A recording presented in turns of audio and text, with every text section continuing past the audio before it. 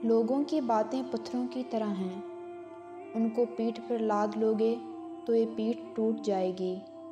ان کو اپنے قدموں تلے ایک برج بنا لو تو ان پر چڑھ کر بلند ہوتے جاؤ گے۔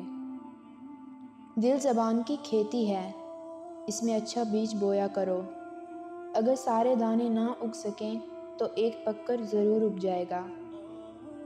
مخلوق میں سب سے زیادہ ہمدردی کے قابل وہ ہے جو تنگ حالی کے باوجود ہمت سے زندگی بسر کرتا ہے۔ میں نے کسی شخص کی عزت اگر اس کی حیثیت سے زیادہ کی تو اتنی ہی میری عزت اس کی نظر میں کم ہوگی۔ تم ہر ایک کو خوش نہیں کر سکتے، لہٰذا ہر کام میں خلوص دل پیش نگاہ رکھا کرو۔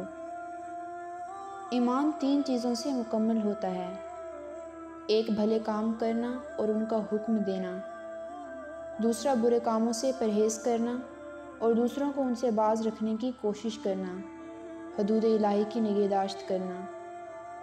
جو کام زیادہ ہو تو سب سے پہلے اس کام کو ہاتھ میں لو جو سب سے زیادہ اہم ہو۔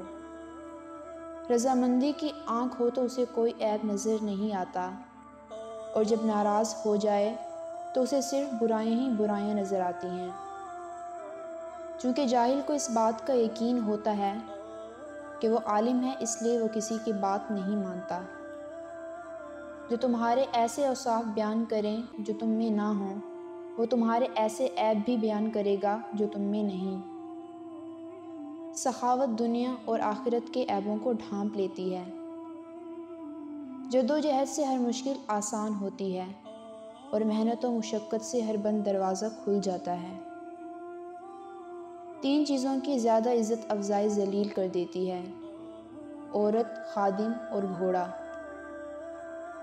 عالم کے لیے سب سے بڑا عیب یہ ہے کہ وہ اس چیز میں دلچسپی لے جس سے خدا نے منع کیا ہے، اور اس چیز سے بیزاری دکھائے جس کا خدا نے حکم دیا ہے۔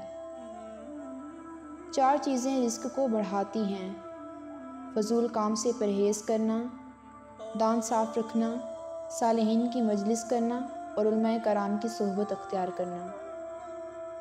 اپنے اوپر سب سے زیادہ ظلم کرنے والا وہ شخص ہے جو ایسے شخص کی عزت کرے جو اس کی عزت نہ کرتا ہو، ایسے شخص سے دوستی کرے جو اسے نفع نہ پہنچا سکتا ہو، ایسے شخص کی تعریف کرے جو اسے نہ پہچانتا ہو۔ 4 چیزیں عقل کو بڑھاتی ہیں: خانہ کعبہ کے سامنے بیٹھنا، سوتے وقت سرما لگانا، سبزہ زار دیکھنا اور صاف جگہ بیٹھنا۔